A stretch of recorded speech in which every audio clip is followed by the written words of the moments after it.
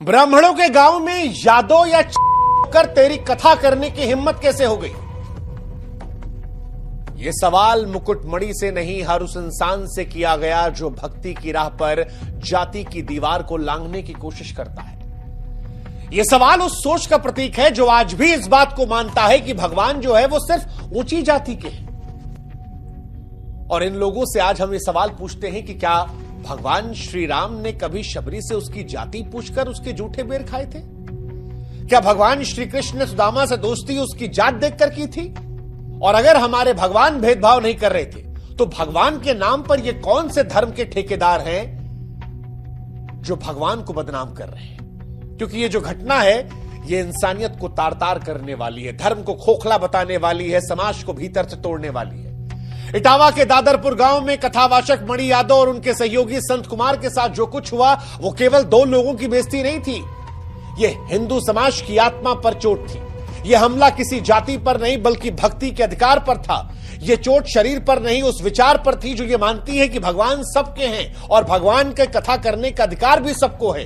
यह समाज के उस सच को उजागर करती है जिसे हम छिपा लेते हैं, जहां पर हम जय श्री राम का नारा तो हक से लगा लेते हैं लेकिन उन्हीं भगवान श्री राम के आदर्शों पर चलने से हम और आप कतराने लगते हैं। हाँ, कुछ लोग अभी भी आएंगे, कहेंगे कि सर झूठ बोला गया था, उसने जाति छिपा ली थी।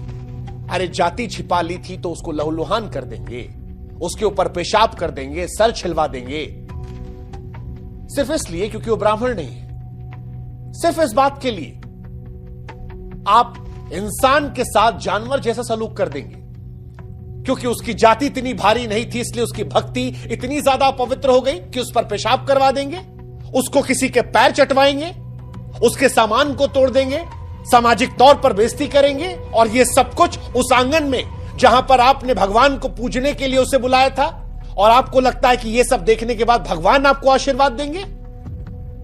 नहीं, भगवान भी आपको देखकर कहेंगे कि लानत है तुम जैसे भक्तों पर। लेकिन आज सिर्फ पीटने वालों से सवाल नहीं होगा, सवाल उस भीड़ से भी होगा जो खामोश है, सवाल उस भीड़ से जो इन घटनाओं को देखकर अनदेखा कर देती है।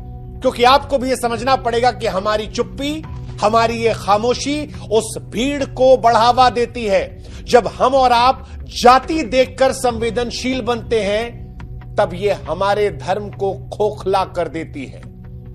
और अगर आपको आपके धर्म से प्यार है, अगर आप अपने भगवान के सच्चे सेवक हैं, तो आज आपको भी खुलकर इसकी मुखालफत करनी होगी। और अगर आप नहीं कर रहे हैं तो आप भी अपने भगवान का नाम खराब कर